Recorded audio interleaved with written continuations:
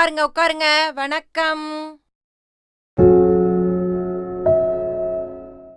India map வாங்கிட்டு வர சொன்னேனே, வாங்கிட்டு வந்தாச்சா?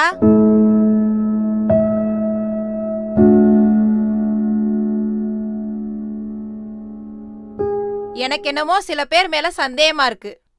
யார் யாரெல்லாம் மேப் வாங்கிட்டு வரல எந்திரிச்சு நில்லுங்க. யார் யாரெல்லாம் வாங்கிட்டு வரலன்னு எனக்கு தெரியும். ஒழுங்கா எந்திரிச்சு நின்றுங்க.